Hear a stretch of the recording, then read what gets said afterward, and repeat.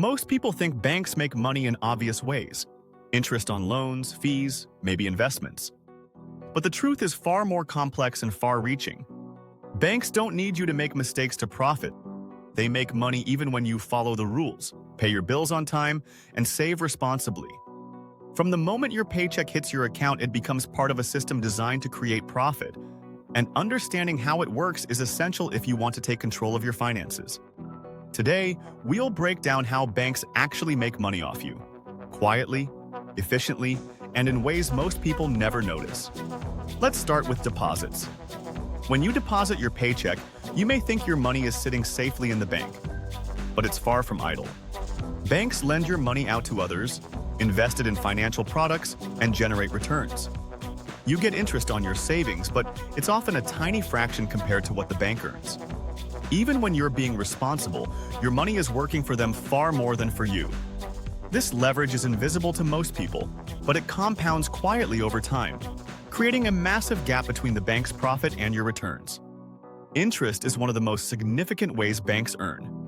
When you borrow, through credit cards, loans, or mortgages, the interest rates are high, sometimes extremely high, especially for short-term or unsecured debt. On the other hand, when you save, the interest the bank pays you is minimal. This difference, called the spread, is a core mechanism that fuels bank profits.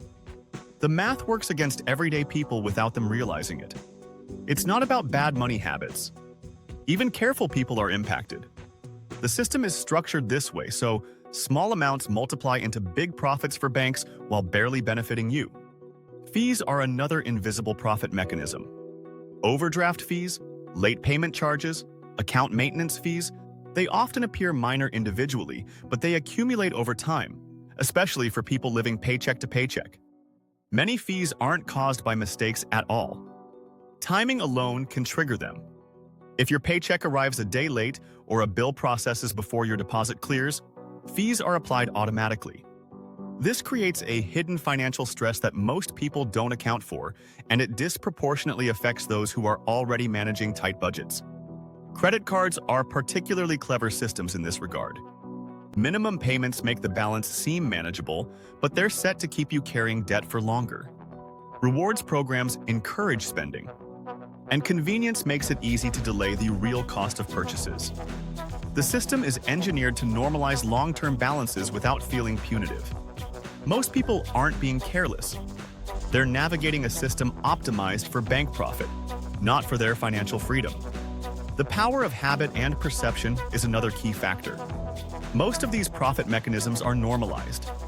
Statements arrive, payments are processed, numbers update, and it all feels routine. Slowly, money leaks out in ways that are hard to notice individually, but massive over time. Many people feel like they don't know where their money goes.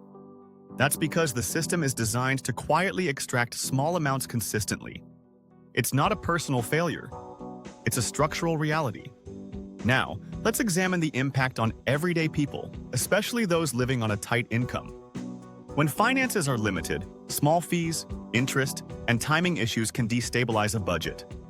A single overdraft fee can erase a week's groceries.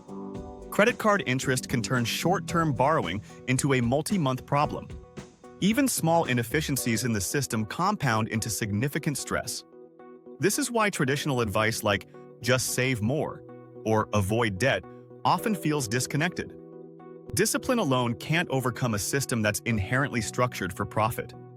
Another invisible mechanism is how banks use financial products to incentivize certain behaviors. They offer savings accounts, checking accounts, and investment tools with complex conditions. Many of these are designed to maximize engagement, ensure funds stay in the system, or encourage borrowing. Even free accounts generate indirect revenue, from interchange fees on debit card purchases to interest earned on deposits used elsewhere. Every interaction is part of a larger system that benefits the bank far more than the individual. Awareness of this system is essential to prevent unintentional loss. Behavioral patterns amplify these mechanisms. People rarely track every fee, every small interest charge, or the way compounding affects balances. Banks understand this. They rely on default behaviors: autopay, recurring payments, convenience. Most people are simply unaware of how even minor actions contribute to ongoing costs. Knowledge of these patterns allows individuals to strategize, adjust habits, and regain some control over their financial outcomes.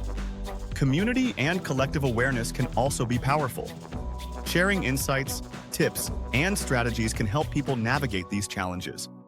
Supportive environments encourage careful planning, bulk purchasing, and smarter spending. Awareness transforms stress into actionable strategies. For example, noticing which bank practices lead to fees or high interest allows for adjustments that reduce cost. Networking and sharing solutions amplify this effect, creating an opportunity to mitigate some of the invisible profits banks earn from you. It's also important to understand that the system works on scale. Banks aren't focused on individual accounts. They rely on thousands or millions of people to generate revenue through these small mechanisms. The power is in aggregation. Even if you avoid fees and pay everything on time, your money is leveraged in ways that ensure banks earn more than you. This isn't a moral failing on either side. It's the architecture of modern banking. Now consider loans and credit again. Mortgages, car loans, and personal loans are structured with compound interest, payment schedules, and penalties.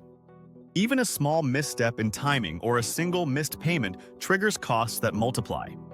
Banks have built in these risk buffers to protect their profits. What feels like a minor inconvenience to you is actually a consistent source of revenue for them. Understanding this helps you approach borrowing strategically and not feel trapped by circumstances that are outside your control. Finally, the psychological impact cannot be ignored. Stress, anxiety, and uncertainty around money are often products of these hidden mechanisms.